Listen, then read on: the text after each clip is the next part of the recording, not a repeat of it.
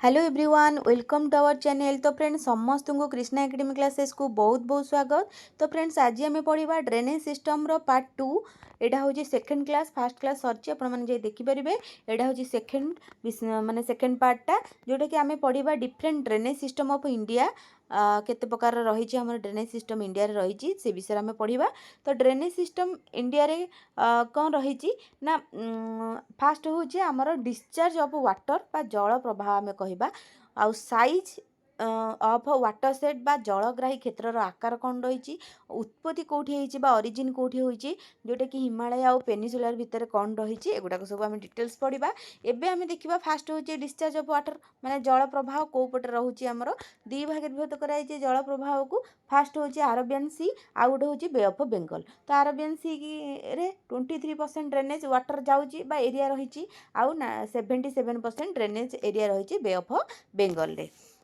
तो फास्ट हूँ आम देखा आरब सागर रे क्यों नदी सब जाकि मिशिंट बा ड्रेनेज होती इंदस रही तापी रही नर्मदा माही पेरियार रिभर सिस्टम एगुड़ा सब आम रही अरबियन सी रे।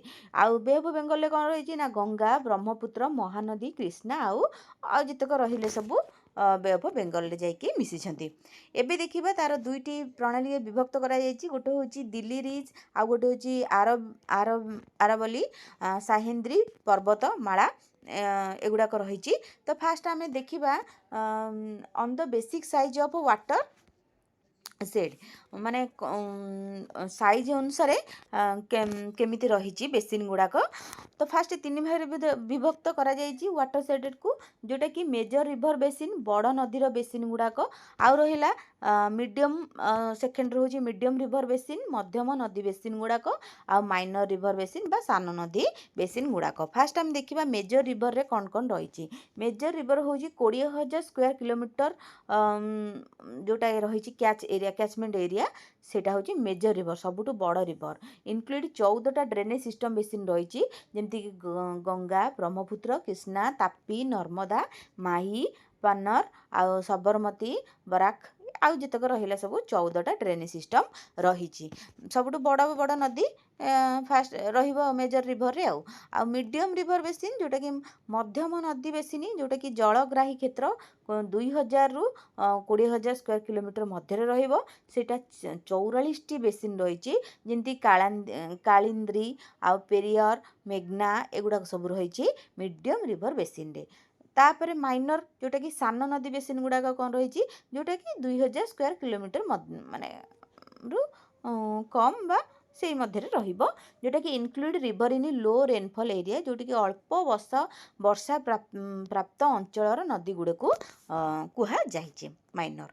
एबे आमे देखिबा हिमालयन रिवर जोटा कि हिमालयर निस्रावण जोटा कि ताकू तीन भाग विभक्त करा जाइए। फास्ट हूँ गंगा दुईरे हूँ इंडस तीन हूँ ब्रह्मपुत्र किंतु आमे फास्ट पढ़ा इंदस रिवर कौन रही किंतु ता पूर्व आमे पढ़ी नबा हिमालयर क्यारेक्टरिस्टिक्स कौन रही जोटा कि पेरिनियल फ्लो जोटा कि सदा प्रभावित होता है nourishing by the snow melt आउ रेनफॉल स्नो मेल्ट द्वारा आउ रेनफॉल द्वारा सब बेले से प्रभावित होता है कौन से नदी गुड़ाक हिमालय जो मैंने रही।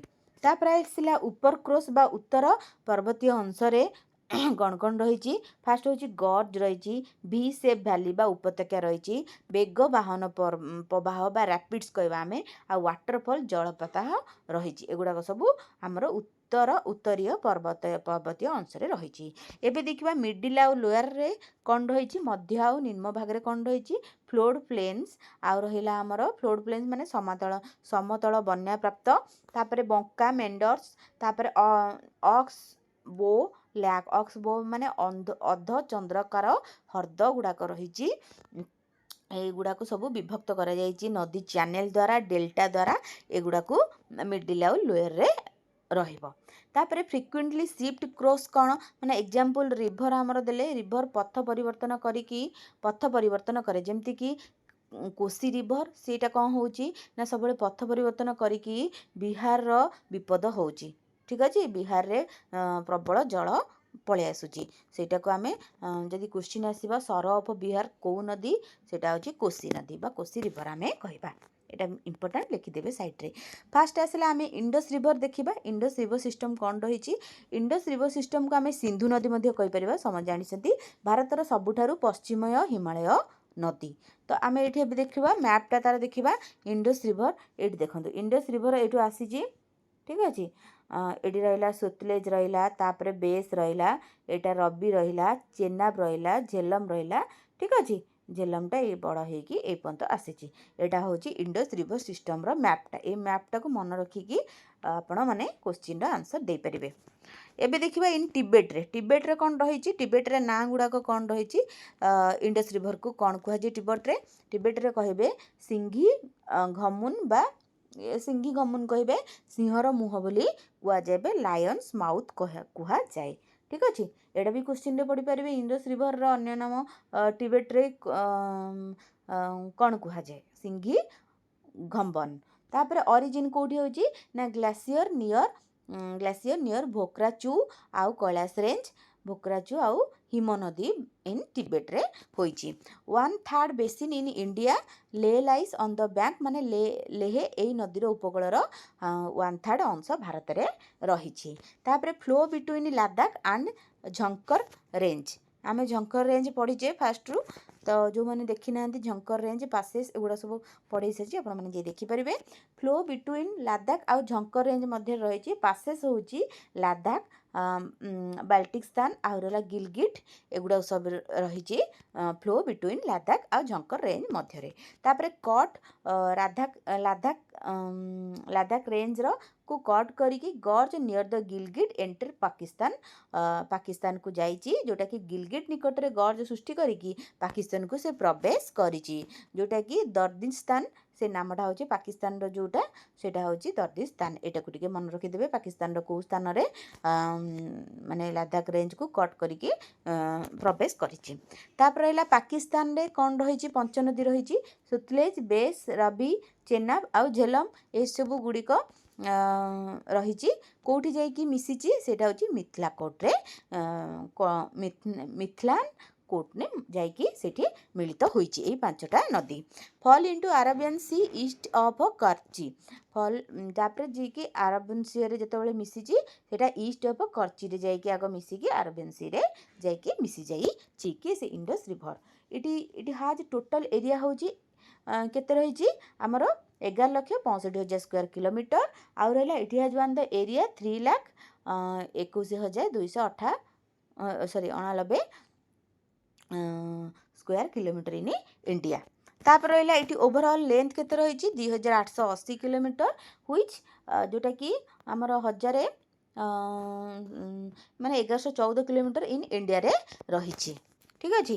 ଏଇଟା ହେଉଛି ଇଣ୍ଡସ୍ ରିଭରର ରହିଲା। ଇଣ୍ଡସ୍ ରିଭରର ଏବେ ଆମେ ଦେଖିବା ରାଇଟ୍ ବ୍ୟାଙ୍କ ଟ୍ରିବ୍ୟୁଟରି କ'ଣ ରହିଛି, ଲେଫ୍ଟ ବ୍ୟାଙ୍କ ଟ୍ରିବ୍ୟୁଟରି କ'ଣ ରହିଛି। ଫାର୍ଷ୍ଟ ଆମେ ରାଇଟ୍ ବ୍ୟାଙ୍କ ଦେଖିବା। ରାଇଟ୍ରେ କ'ଣ ରହିଛି? ଫାର୍ଷ୍ଟ ହେଉଛି ସଙ୍ଗର ରିଭର, ତାପରେ ଗୋମାଲ ରିଭର, ତାପରେ ବିବୋକ ରିଭର, ତାପରେ Tochi river, Hunza river, Nubra river, Shyok river, Gilgit river, Kabul, ଆଉ ଗୋଟେ ହେଉଛି ଆମର ଖୁର୍ମା, ଏଗୁଡ଼ାକ ସବୁ ରହିଛି। କ'ଣ ଏଇ ସବୁ ରାଇଟ୍ ବ୍ୟାଙ୍କ ଟ୍ରିବ୍ୟୁଟରି ରହିଛି ଇଣ୍ଡସ୍ ରିଭରର। ଏବେ ଲେଫ୍ଟ ବ୍ୟାଙ୍କ ରିଭର ଦେଖିବା। ବାମ ପାର୍ଶ୍ୱରେ କ'ଣ ରହିଛି? ଝଙ୍କର ରହିଛି, ସୁରୁ ରହିଛି, କୃଷ୍ଣାଗଙ୍ଗା ରହିଛି, ଝେଲମ ରହିଛି, ଚେନାବ, ରବି, ବେସ୍, ସତଲେଜ, ଏଗୁଡ଼ାକ ସବୁ ଲେଫ୍ଟ ବ୍ୟାଙ୍କ ରିଭର ଆମେ କହିବା। ତ ଏଇଥିରୁ ଆମେ କିଛିଟା ପଢ଼ିବା ଯେଉଁଟା ଏକ୍ଜାମ୍ ଓରିଏଣ୍ଟେଡ଼ କୋଶ୍ଚିନ୍ ଆସିବ, ତ କିଛିଟା ପଢ଼ିବା। ଯେମିତିକି ଆଗ ଫାର୍ଷ୍ଟ ଆମେ ଦେଖିବା ସତଲେଜ ରିଭର କ'ଣ ରହିଛି। ସତଲେଜ ରିଭରର ଅରିଜିନ୍ କେଉଁଠି ହେଇଛି ନା ଆମର ଅରିଜିନ୍ ହେଇଛି ଆମର କେଉଁଟାକି ରାକସ୍ତାଲରେ ହେଇଛି, ଇନ୍ ଟିବେଟ୍ରେ ହେଇଛି, କ୍ଲୋଜ୍ ଟୁ ମନେ ସରୋବର ନିକଟରେ ହେଇଛି। ଏଇଟା ହେଉଛି ଅରିଜିନ୍ ସତଲେଜର। ଟିବେଟ୍ ନେମ୍ କ'ଣ ରହିଛି? ଟିବେଟ୍ରେ ବି ତାର ନାଁ ଅଲଗା ନାଁ ଅଛି, ଯେଉଁଟାକି ଲାଙ୍ଗାଚେନ୍ ଖମ୍ବାବ, ଏଇଟା ହେଉଛି ଟିବେଟ୍ର ନେମ୍। ସତଲେଜକୁ କୁହନ୍ତି ସେଠି ଲାଙ୍ଗାଚେନ୍ ଖମ୍ବାବ, ଏଇଟା ଟିକେ ମନେ ରଖିଦେବେ। କୋର୍ସ ମାନେ କେଉଁ ପଥ ଦେଇକି ଯାଇଛି? ପ୍ରାୟ 400 କିଲୋମିଟର ପର୍ଯ୍ୟନ୍ତ ଇଣ୍ଡସ୍ ରିଭର ସହିତ ସମାନ୍ତର ଭାବରେ ପ୍ରବାହିତ ହେବା ପରେ ଭାରତକୁ ସେ ପ୍ରବେଶ କରିଛି, ଠିକ୍ ଅଛି। ଏଠି enters the Punjab plains after passing over Himalayan ranges, ଯେଉଁଟାକି ସିପ୍ଲା ହିମାଳୟ ମାଧ୍ୟମରେ ରହିଛି।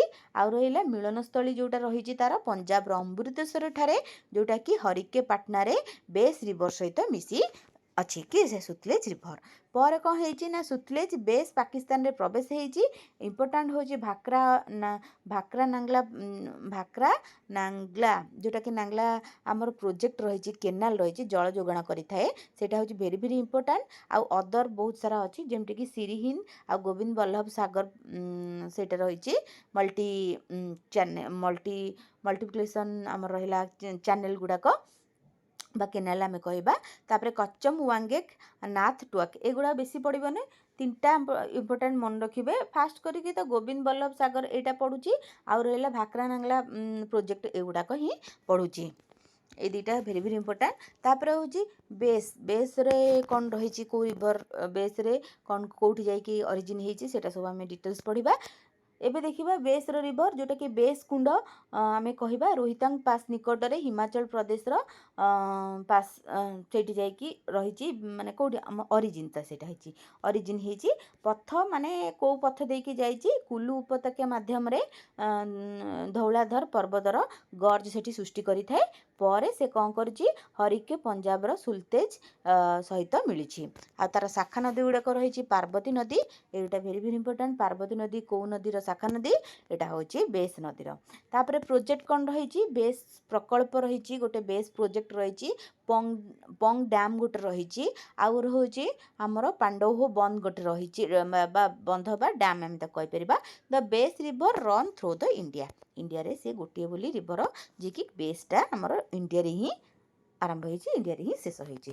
ତାପରେ ରାଭି ଆମେ କହିବା ରାଭି ନଦୀ, ଯେଉଁଟାକି ଅରିଜିନ୍ ହେଇଛି କୁଲୁ ପର୍ବତରେ, ହିମାଚଳ ପ୍ରଦେଶ, ୱେଷ୍ଟ ଅଫ୍ ରୋହତାଙ୍ଗ ପାସ୍ରେ।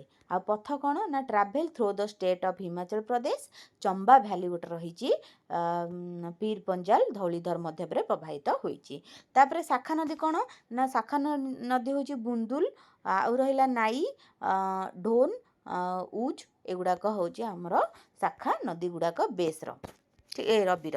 ତାପରେ ରହିଛି ପଞ୍ଜାବ ମାଟି ଭୂମିକୁ ପ୍ରବେଶ ପୂର୍ବରୁ ଭାରତ ଓ ପାକିସ୍ତାନ ସୀମାରେ ଅତିକ୍ରମ ସେ କରିଛି। ସରାଇ ସିଧୁ ନିକଟରେ ପାକିସ୍ତାନରେ ସେ ପ୍ରବେଶ କରିଛି। ଏଇଟା ଭେରି ଭେରି ଇମ୍ପୋର୍ଟାଣ୍ଟ। ସରାଇ ସିଧୁ ନିକଟରେ ପାକିସ୍ତାନକୁ ସେ ପ୍ରବେଶ କରିଛି। ଏବେ ଦେଖିବା ଆମର ଚେନାବ ନଦୀ କ'ଣ ରହିଛି। ଚେନାବ ନଦୀର ଅନ୍ୟ ନାଁ କ'ଣ ରହିଛି, ଚନ୍ଦ୍ରଭାଗା ନଦୀ। ଯେହେତୁ ତାର 2ଟା ଷ୍ଟ୍ରିମ୍ସ ରହିଛି, ଯେଉଁଟାକି ଶାଖା ନଦୀ ରହିଛି, ଗୋଟେ ଚନ୍ଦ୍ର ଆଉ ଗୋଟେ ଭାଗା, ସେ ମିଟ୍ ହେଇଛି ଯାଇକି କେଉଁଠି, କେଉଁଟା ସେଇଟା ତାଣ୍ଡ୍ରିରେ ମିଟ୍ ହେଇଛି, ନଟ୍ ଫେୟାର ଫ୍ରମ୍ ହିମାଚଳ ପ୍ରଦେଶର ଯେଉଁ କ୍ୱାଲଙ୍ଗ ଗୋଟେ ଅଛି ପାସେସ୍ ଗୋଟେ ରହିଛି, ଟୁ ଦ ଫ୍ରମ୍ ବାରଲାଚ ପାସେସ୍, ସେଇଠି ତା ପାଖରେ ହିଁ ତାନ୍ଦ୍ରି ରହିଛି, ସେଇଠି ହିଁ ମିଟ୍ ହେଇଛି ଚନ୍ଦ୍ର ଆଉ ଭାଗା, ତାକୁ ମିଶିକି ହିଁ ଚେନାବ ରିଭର ହେଇଛି, ତାକୁ ହିଁ ଚନ୍ଦ୍ରଭାଗା କୁହାଯାଉଛି। ତାପରେ ହେଉଛି ବାରାସିଂ ଗ୍ଲାସିୟସ୍ ଫିଲ୍ଡ ରହିଛି, ଯେଉଁ ରିଭରରେ ଆଉ ଗୋଟେ ରିଭର ରହୁଛି ଯେଉଁ ଚନ୍ଦ୍ର ଆଉ ଭାଗା ସଙ୍ଗମ ରହିଛି। ଏବେ ଜଷ୍ଟ କହିଲି ଇନ୍ଦୋସର ଲାର୍ଜେଷ୍ଟ ଟ୍ରିବ୍ୟୁଟାରୀ ହେଉଛି କିଏ, ସେ ଇନ୍ଦୋସ ଲାର୍ଜେଷ୍ଟ ଟ୍ରିବ୍ୟୁଟାରୀ ହେଉଛି କିଏ, ସେ ରାଭି।